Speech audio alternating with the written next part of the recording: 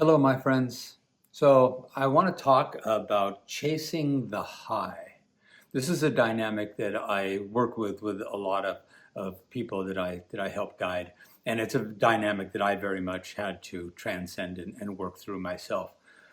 And the idea is that when we are in this path of awakening, we will often have a very profound experience the first time or the first few times that we initially touch truth, that we initially feel the actual freedom of the unburdened and boundless love that we are.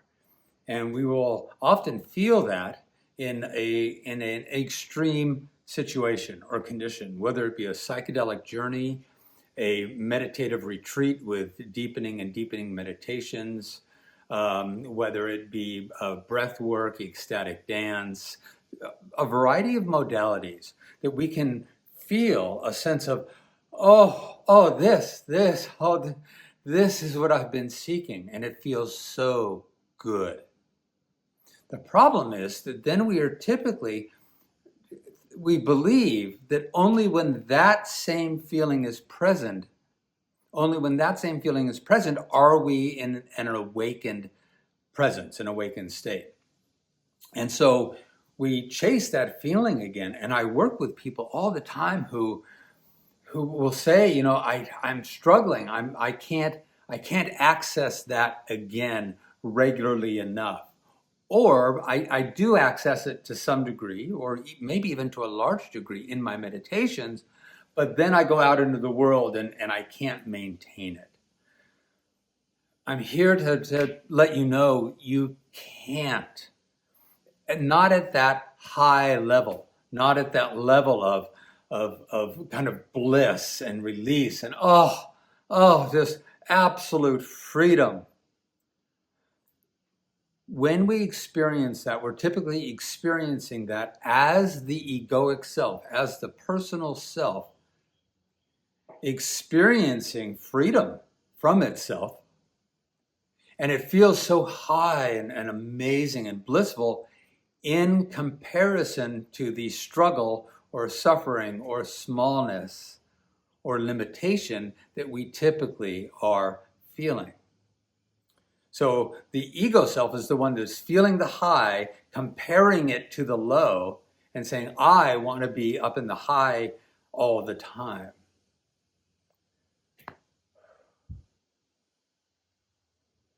That is not how it is meant to be.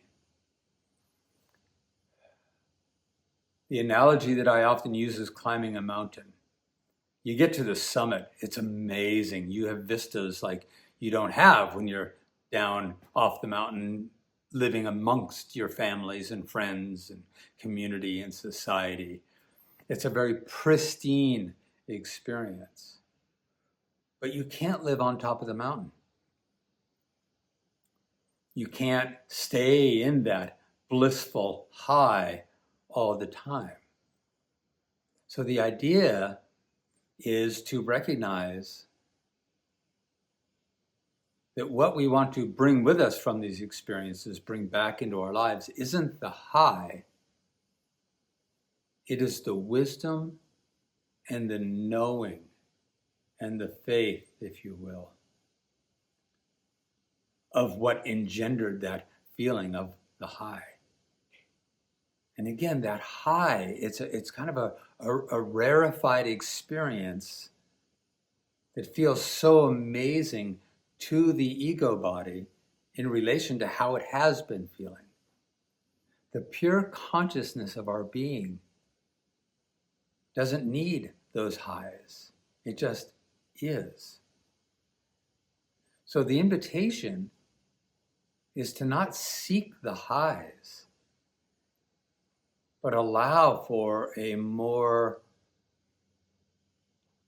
stabilized ease of being. Because when we talk about who we really are, the pure consciousness of our being, the pure awareness that notices and witnesses and perceives everything in a presence of grace, in a presence of allowing. It's staying in this equanimous state of peaceful presence. So if you have those high states, take a look at why.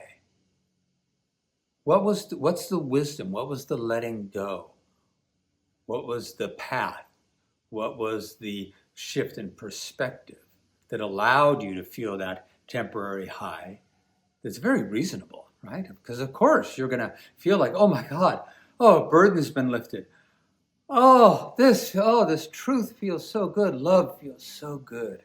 Ease feels so good. Dropping the weight and the burden of my programming and conditioning and wounding and bringing love to meet all these parts of myself that wants to be loved. That feels really good in the initial hit of it. But we don't need to sustain it. So take a look and ask why. What's the wisdom? What's the truth? What's the knowing that gave me that feeling? And then if I were to live my life with that knowing, I wouldn't need to be maintaining that incredible high bliss.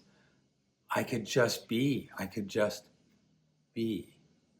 And be with my grief and be with my pain or sadness, be with my happiness and my joy and my sense of accomplishment and belonging, be with a new relationship that is blossoming, be with a relationship that is ending, to be with all the different dynamics of the human experience with more equanimity, with more grace, with more ease.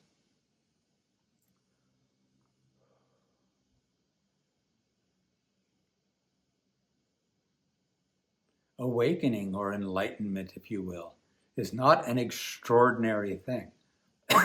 It's actually an extraordinary thing to be so deep in the dream of the egoic self that we don't even have a knowing of our truth. That's extraordinary, that we can be so deep in the dream that we don't know our truth. Awakening or enlightenment is not an extraordinary thing. It is simply living as who we actually are, the unwavering and boundless, loving awareness of consciousness, meeting all of life with the same equanimity of love and allowing. You can't live up on the mountaintop. And if we're chasing the high, we're going to miss all of the simple dynamics of living in our truth, in our relationships, in our communities, with our challenges, in our lives, meeting all the different dynamics of our lives, with this strength and wisdom and abidance of who we really are.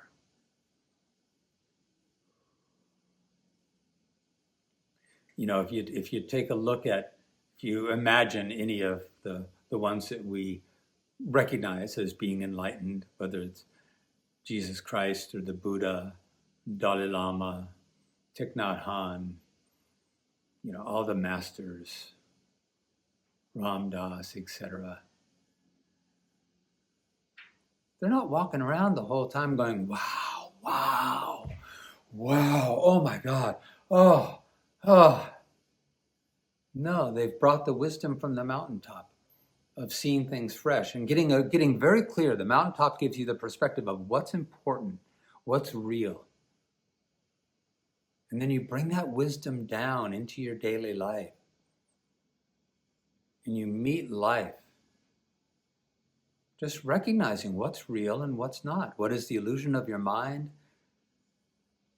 What is your imagined sense of maybe unworthiness or not being seen, not being important, not belonging?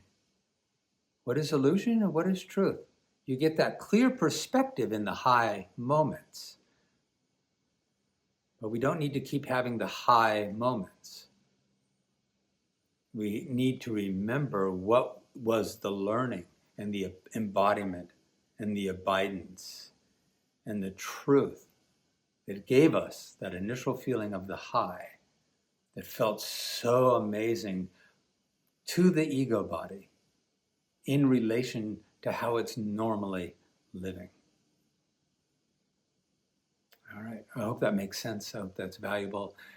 My course, Beyond the Noise, which you can find links to below, my course, Beyond the Noise, really guides you through this knowing, this navigation of how to move on a path of awakening and not get caught in these ego traps, so that you can embody your equanimity of grace and learn how to not constantly be chasing the high and thinking that if the high isn't there, then you're not truly awakened as unconditional loving awareness. So check out the course. It's priced incredibly low because I want all of my offerings to be accessible and affordable awakening for all. Blessings, my friends. Be well. Good to be here with you. Take care.